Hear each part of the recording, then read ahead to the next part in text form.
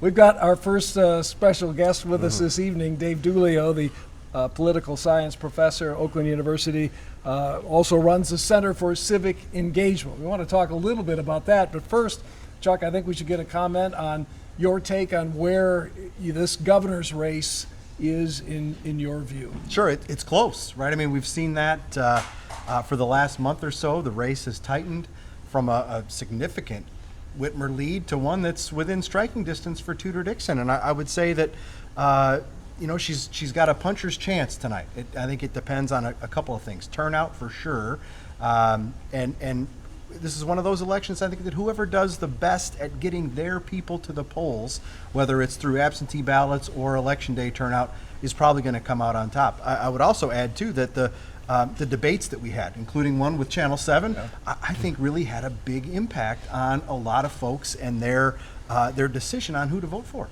Yeah, well, first of all, let's say thank you, because you put a lot of hard work and partnership with us, both in the primary and also in the general of hosting those debates at Oakland University. So hopefully we didn't wear you all Not at all. Come back anytime. Yeah.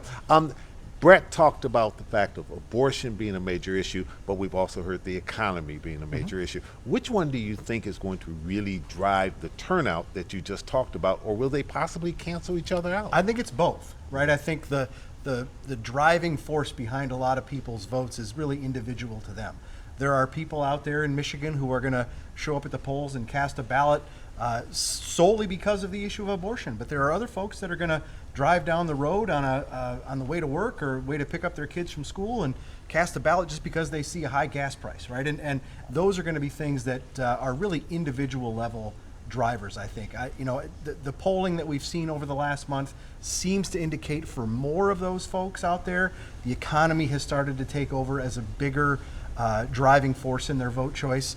But until all the votes are counted and we really can get a sense on what happened here today, who knows, right? Right, and should Tudor Dixon be able to pull off the upset, I mean, it would be a huge upset from the standpoint of where she started against an incumbent governor who had a war chest that, was multiple times larger than Tudor Dixon as well. Absolutely, Dave. I think it would be the biggest political upset in Michigan's history. I think, we could find bigger than Blanchard and Engler?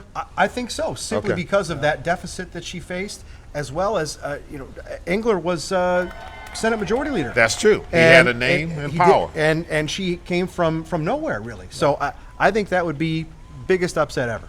As director of the Center for Civic Engagement at Oakland University, a nonpartisan organization, has this campaign, whether it's the top of the ticket or the down ballot races, has it reached the level of civic engagement that you're pleased with? We will wait and see what our voter turnout numbers look like. Okay. We participate in a study that thousands of campuses do across the country, and we get voter turnout data specifically for our campus. And OU really usually has a strong showing. We usually outpace voter turnout just among our students of both Michigan and the country.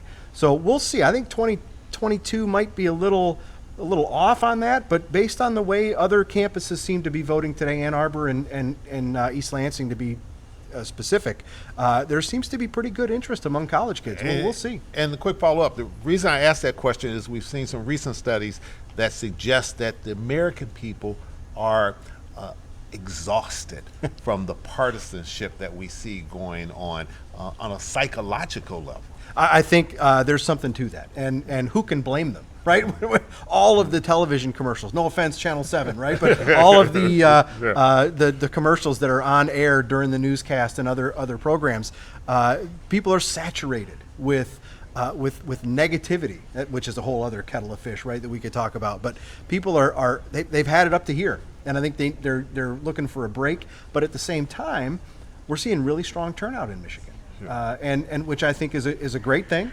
And even maybe in spite of all that saturation that's out there. Yeah. Stick around with us. I know you've got a little bit more time. We'll come back and touch on some other subjects as well on this night that I think is going to be beyond interesting, right? No doubt about To it. say the least. Thank right? you. Dave Dulio, Professor of Political Science, Center for Civic Engagement at Oakland University, kind enough to join us again as we delve into this midterm election 2022. Chuck, thoughts in general that maybe you have at this point? Well, normally in a midterm election, the party that is in the White House takes a beating at the political polls. We don't know that that's going to happen this time because